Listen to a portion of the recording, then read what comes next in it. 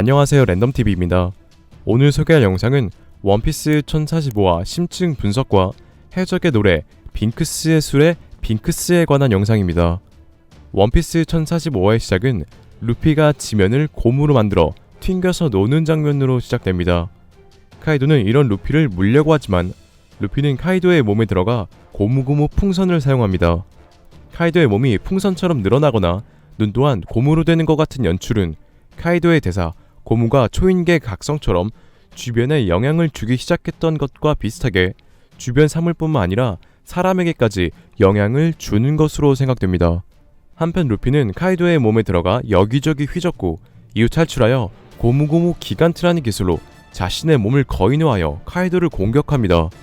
이에 카이도는 보로브레스로 반격하고 루피는 새까맣게 타 로드러너처럼 달려 다가가지만 카이도는 항삼세 라그나라크라는 기술로 공격해 루피는 아프다며 눈이 튀어나옵니다. 이를 본 카이도는 마치 동화 같다며 흥미로운 쇼였다며 결국 한계냐고 말합니다. 이를 듣는 루피는 누가 한계냐고 말하지만 루피의 몸은 급속도로 늙어지고 루피는 지쳤다며 자신이 죽을 뻔했던 걸 기억하며 기어피프스는 체력 소모가 심하다 말합니다. 이에 카이도는 안심하고 죽으라 말하고 너희의 싸움은 누군가가 계속 전해질 거라 말하는데 이를 들은 루피는 죽으면 다들 뼈뿐이라며 웃습니다. 몸을 거인화하는 루피. 이번 화에서 루피는 카이도의 몸을 마치 곰으로 만들었는데 이는 루피 이외의 인물도 거인화할 수 있다는 것으로 세계 정부가 니카 열매의 거인화를 두려워해 거인화 실험을 한 이유일 가능성도 있어 보입니다. 그리고 루피의 죽으면 다들 뼈뿐이라는 대사는 해적의 노래 빙크스의 술의 가사 중 어차피 누구나 언젠가는 백골이라고 라는 대사와 비슷한데요. 그리고 루피의 기어 피프스 각성으로 생긴 드럼 소리 또한 빙크스의 술의 가사 중 파도가 춤춘다 드럼을 울려라 라는 가사와 오마주됩니다. 이뿐만이 아니라 저는 루피의 밀짚 모자가 수평선에서 여명에 떠오르는 태양으로 추측했는데 빙크스의 술에도 수평선 멀리 서강도 넘실이라는 대사가 있으며 마지막 대사는 끝없이 한없이 즐거운 이야기 즉 웃긴 이야기 라프텔과 오마주되는데요. 이러한 이유로 해적의 노래 빙크스의 술의 빙크스는 최초의 해적이자 800년 전 사람 열매 모델 니카 즉 전설의 고무고무 열매를 각성한 조이보이가 아닌가 생각하고 있습니다. 그리고 이무가 바라보고 있던 밀짚 모자가 거대했던 것과 5화 에피소드에서 클로버 박사가 800년 전 사라졌던 고대 왕국을 언급했을 때 거대한 왕국이라고 말했다는 점, 이번 화에서 루피의 기어 피프스의 모습 중 거인화한 고무고무 기간트 기술이 있었던 것으로 과거 조이보이는 엘바프 섬의 거인들과 관련이 있는 게 아닌가 추측하고 있는데요. 그리고 이번 화에서 카이도는 루피의 각성 능력 기어 피프스를 보고 마치 동화 그림책 같다고 언급했었는데 실제로 엘바프의 스펠링을 반대로 하면 우화가 되는데 동화나 우화나 그림책이 주로 되는 내용으로 마치 동화 같은 능력을 사용하는 고무고무 열매 각성자 조이보이 빙크스와 엘바프 섬의 거인들은 관련이 있던 게 아닐까요?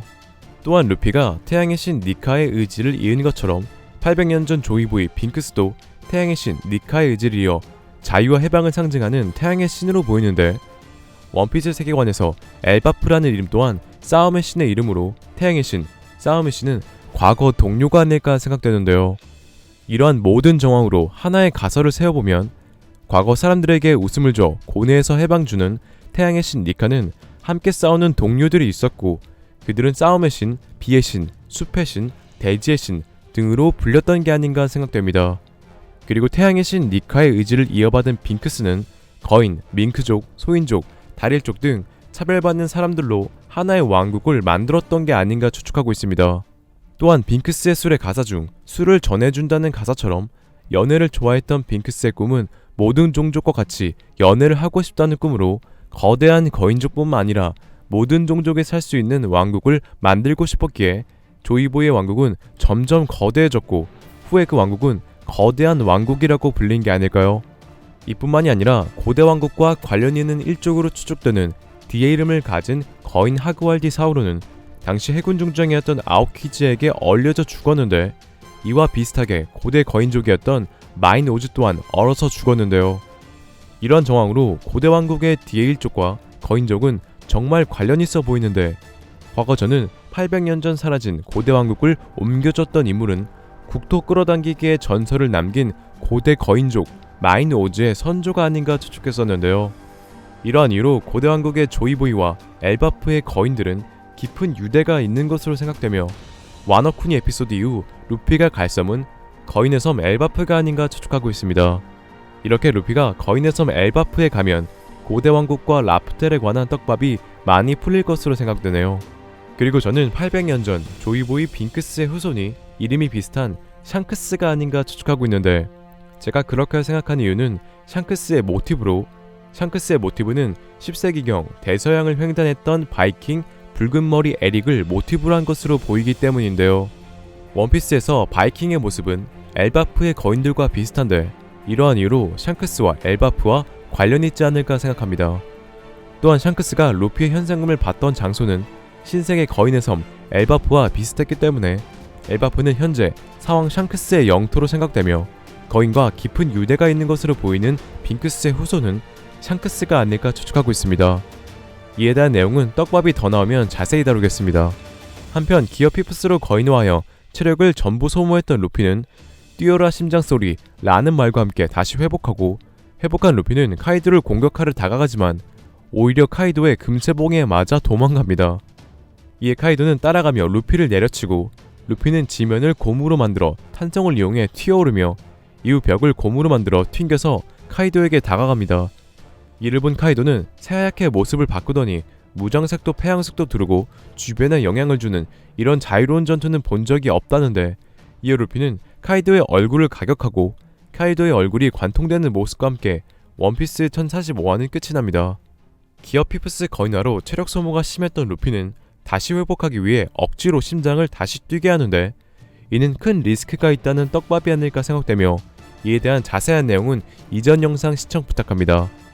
그리고 카이도는 루피가 모습을 새하얗게 바꿨다고 언급했는데, 이는 야마토 또한 말했던 내용인데요. 이뿐만이 아니라 카이도의 대사로 루피는 무장색과 폐양색도 두르고 있지만 작화는 무장색의 검은색이 보이지 않고 있는데요. 이러한 대사와 카이도의 동화를 보고 있는 것 같다는 대사로 루피의 모습은 정말 만화처럼 무색의 모습이 아닐까요?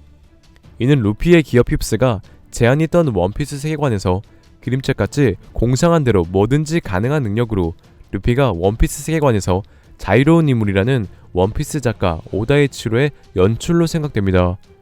이런 정황으로 최근 독자들은 원피스의 결말이 메타픽션이 아닌가 추측하고 있는데, 메타픽션은 등장인물들의 작품 속 세계가 픽션이라고 인지하는 설정인데요. 최근 원피스 매거진 일러스트 중 루피가 밀짚모자 적단을 마치 그리는 것처럼 보였기 때문에 흥미로운 가설이 아닌가 생각되네요. 오늘의 영상은 여기까지입니다. 시청해주셔서 감사합니다.